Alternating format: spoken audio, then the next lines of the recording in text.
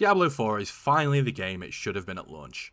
The new Lord of Hatred expansion fixes some of the biggest problems players have complained about for over a year. But after sinking a decent amount of time into it the past week, there are still a few decisions that genuinely make me ask what Blizzard were thinking. The first thing I have to give Blizzard credit for is the reworked skill tree. This is probably the most fun I've actually had building a character in Diablo 4. Before, a lot of the progression felt like it was just picking the obvious damage increase, moving on, and pretending I'd made some big brain decisions.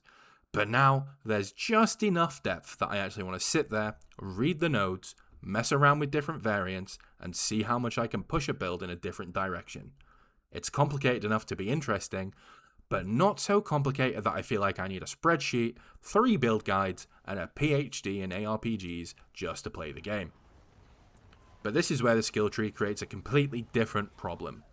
Some of these new ability variants make you feel insanely powerful, and that part, fantastic. But they also dump so much of visual noise under your character that half the time I can't see what's about to kill me. And in a game where one-shots are already frustrating, dying to something you technically could have dodged, but literally couldn't see, feels awful. There's a big difference between dying because I misplayed and dying because the screen looked like a fireworks display underneath my feet. I don't mind being punished for bad positioning, I don't mind dangerous mechanics, but when my own build is hiding the danger from me, that stops feeling challenging and starts feeling cheap. Up next, we've got the new war plan system, which you unlock after finishing the Lord of Hatred campaign for the first time. And honestly, I really like the idea. Diablo 4 has needed a really strong endgame loop for a while, and war plans do a really good job of giving you a more structured path instead of just aimlessly bouncing between whatever activity is currently the most efficient. It gives you a reason to do different content, it makes rewards feel more intentional, and one of the best parts is that you can actually add perks to these endgame activities as you progress. So instead of nightmare dungeons, hell tides, or bosses feeling exactly the same every time, the war plan gives you small ways to improve or modify those activities, which makes the whole endgame feel like it has more direction. And as a solo system, I think it's genuinely a great addition. But the second you try and play with friends, it becomes more awkward than it needs to be. Right now, if I party up with someone, we basically have to stand at the war plan table, read our boards out loud to each other like we're planning a group project. Oh, what have you got next, mate? I've got a nightmare dungeon. I've got a hell tide. Right, whose are we doing first?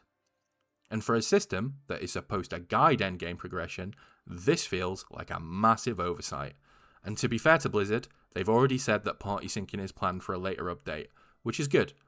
But if the fix is already obvious enough to be on the roadmap, it probably should have been there when the system launched.